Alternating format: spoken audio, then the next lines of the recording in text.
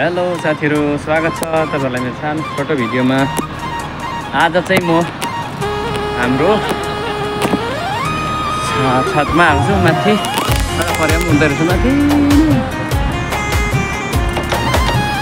र यो चाहिँ हो बटिन्दा सहर। यहाँ म चाहिँ माथि आएको छु। यो चाहिँ एउटा नयाँ बिल्डिङ बनिँदैछ अनि यता चाहिँ हाम्रो बठिन्डा चाहिँ यस्तो छ है साथी। यहाँ माथिबाट चाहिँ रोड चाहिँ यस्तो देख्छ अनि आज चाहिँ पुरा तुवालो लागेको छ तर राम्रो देखेको छैन। मलाई यहाँ पर कालो कालो देख्ने जहाँ देख्दो रहेछ देखाउँ भनेको यहाँ एउटा चिज छ बठिन्डाको सबैभन्दा पुरानो गुरुद्वारा। यहाँतिर स्टेडियम छ, देख्नुहुन्छ कि देख्नु हुँदै छैन। यो स्टेडियमको लाइट चाहिँ देख्दो रहेछ अलिअलि माथि माथि। यो स्टेडियम हो अनि यहाँ दुईवटा केटाहरू माथि निस्किनेर यहाँ चाहिँ हामी कहिलेकाहीँ चाहिँ निस्किन्छौँ। यहाँ माथि म चाहिँ निस्किने गर्छु प्रायः म पानी चढाउनु के गर्नु। यो हाम्रो ट्याङ्की हो, यसमा पानी कोही बेला हावा जान्छ र चाहिँ निस्किन्छु यहाँ माथि। परेन चाहिँ साथीहरू, यो ठुलो चाहिँ पानीकै ट्याङ्की हो। ठुलो ट्याङ्कीहरू हुन्छ यहाँतिर चाहिँ।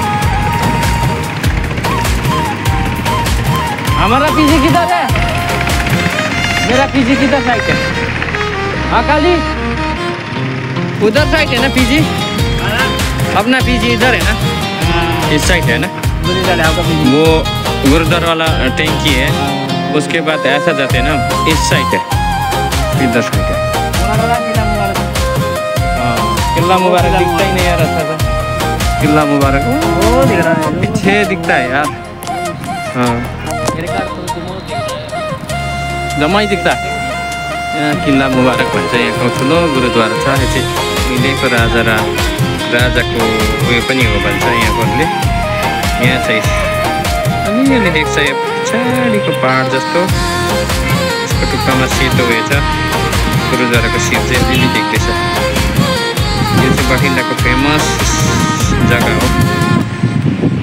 यहाँ चाहिँ हामी पनि घुम्नु गएको थियौँ, अस्ति म पनि गएको थिएँ। र साथीहरू सबैजना सन्चै हुनुहुन्छ होला, सबैजना खुसी रहनुहोस्, सुखी रहनुहोस् अनि सन्चो सुविस्तै रहनुहोस् भन्न चाहे। सबैलाई धेरै धेरै सुस्वास्थ्यको कामना। अनि म पनि सन्चै छु एक प्रकार। तपाईँहरूले भ्लग हेरिदिनुहुन्छ मेरो भिडियोहरू। भ्लगिङ त गर्नु भ्याएकै छुइनँ, म भ्याउँदिनँ पनि अनि मेरोमा यहाँनिर घुम्ने टाइम पनि हुँदैन र कन्टेन्ट बनाउनु पनि पाउँदिनँ है। म छोटो छोटो भिडियोहरू मात्रै बनाउने गर्छु। आज मात्रै अलिकति माथि निस्केर यो भ्लगिङ पनि या सर्ट भिडियो बनाउँदैछु।